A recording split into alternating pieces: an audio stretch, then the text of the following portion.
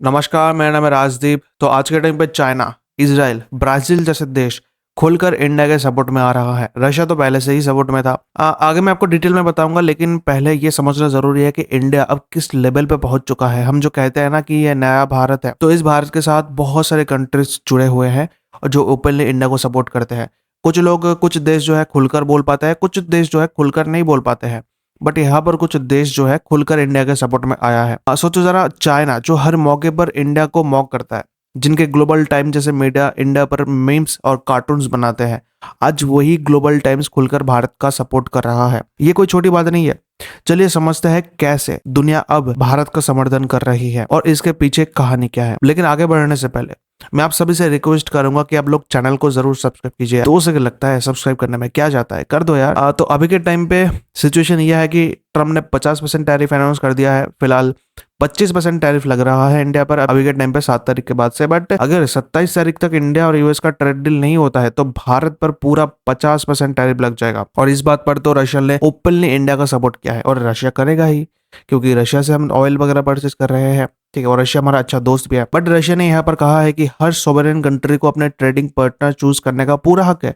Moscow का मानना है कि ये यूएस का टैरिफ एक प्रेशर टैक्टिक है ताकि कोई भी देश रशिया के साथ ट्रेड करना बंद कर दे। क्रेमलिन के प्रेस सेक्रेटरी दिमित्री पेस्कोव ने क्लियर स्टेटमेंट दिया है कि sovereign countries have the right to choose their own trade partner. But ये ट्रम्प को समझ में नहीं आया और इस सपोर्ट को और स्ट्रांग बना दिया है नेशनल सिक्योरिटी एडवाइजर की रिसेंट मॉस्को विजिट ने, जिसके बाद कंफर्म हुआ कि प्रेसिडेंट पुतिन इंडिया खुद आने वाले हैं। एग्जैक्ट डेट तो नहीं बताया, बट इस ईयर के एंड तक पुतिन जो है इंडिया में आएंगे। अब यहाँ पर चाइना की बात करें तो 6 अगस्त को चाइनीज एम्बेसी ने एक्स पर, मतलब जो ट्विटर था पहले, इस पर पोस्ट करते हुए इंडिया को बैक। चाइना ने कहा कि इंडिया की सोवरेनिटी नॉन नेगोशिएबल है और इंडिया की फॉरेन पॉलिसी चॉइस किसी भी देश के इन्फ्लुएंस में नहीं आ सकती, चाहे यूएस के साथ इंडिया के टाइज कितना भी स्ट्रांग हो। चाइना के स्पोक्सपर्सन ने वेस्टर्न मीडिया को टारगेट करते हुए बोला कि जो नैरेटिव बनाया जा रहा है यूएस द्वारा कि कौन किसको रिप्लेस करेगा, इसका कोई रियल वैल्यू नहीं है। उनका कहना था कि आज के कॉम्प्लेक्स वर्ल्ड में इंडिया और चाइना के लिए सेंसिबल ये होगा कि ट्रस्ट बढ़ाए, डिसएग्रीमेंट मैनेज करे, कॉन्सेंसस बनाए, कोऑपरेशन वाइड करे और एशिया के साथ साथ ग्लोबली पीस प्रमोट करे। वैसे तो चाइना का इंडिया के साथ डिस्प्यूट है, लेकिन इस टाइम पे चाइना इंडिया को बैक करके वर्ल्ड को मैसेज दे रहा है कि इस इशू पर, ट्रम्प के टैरिफ बॉम्ब इशू पर, चाइना इंडिया के साथ है।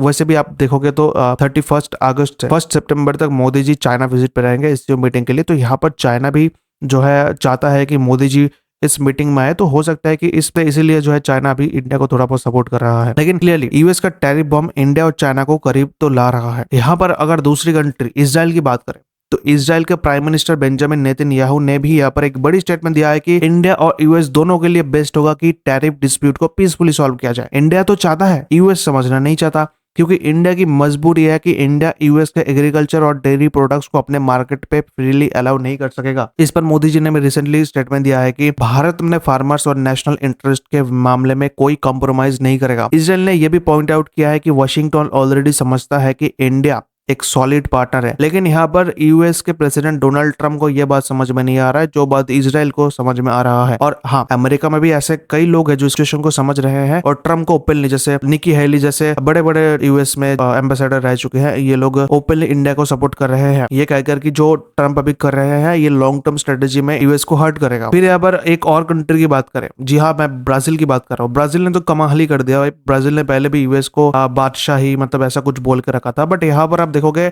इसके बाद जैसे ही ट्रम्प के साथ इंडिया का कुछ टैरिफ वाला सिलसिला, तो इसके बाद अभी रिसेंटली जो है कल ही ब्राजील के प्रेसिडेंट लूला दा सिल्वा ने पीएम मोदी को कॉल करके 50% टैरिफ के फॉल आउट पर बात, और दोनों लीडर्स ने डिसाइड किया कि ट्रेड, एनर्जी, डिफेंस और टेक्नोलॉजी सेक्टर में कोऑपरेशन और डिपेंड किया जाएगा। तो क्लियरली यहाँ पर कई कंट्रीज खुलकर इंडिया के सपोर्ट में आ रहे हैं और कई कंट्रीज जो इंडिया को सपोर्ट करते हैं, बट क्योंकि आप सभी को पता है कि ट्रम्प कैसे आदमी है, हो सकता है कि इंडिया के सपोर्ट में आ जाए, उन पर भी टैरिफ बढ़ा दे। तो यहाँ पर कुछ कंट्रीज जो है खुलकर नहीं आ पा रहा है। लेकिन हाँ, इंडिया के सपोर्ट में अगर खुलकर आते कई देश, तो बहुत बड़े बड़े कंट्रीज जो है खुलकर इंडिया के सपोर्ट में आ पाते, बट अनफॉर्चुनेटली ऐसा नहीं हो रहा है बिकॉज ऑफ सरफिरा ट्रम्प। दूसरी तरफ संगे ट्रम्प की बात देखोगे तो ट्रम्प ने पूरी दुनिया पर टैरिफ लगाकर सबसे दुश्मनी ले रहा है। ट्रम्प को समझना होगा कि यूएस कोई बादशाह नहीं है कि जिसके आगे बाकी कंट्रीज झुक जाए और जबरदस्ती टैरिफ देने लगे। हाँ, मैं यहाँ पर पाकिस्तान, बांग्लादेश जैसे देशों की बात नहीं कर रहा हूँ, ऐसे देश मान भी जाए, बट भारत जैसे देश अपने लोगों की परवाह करता है और भारत यूएस के सामने नहीं झुकेगा। भारत की ये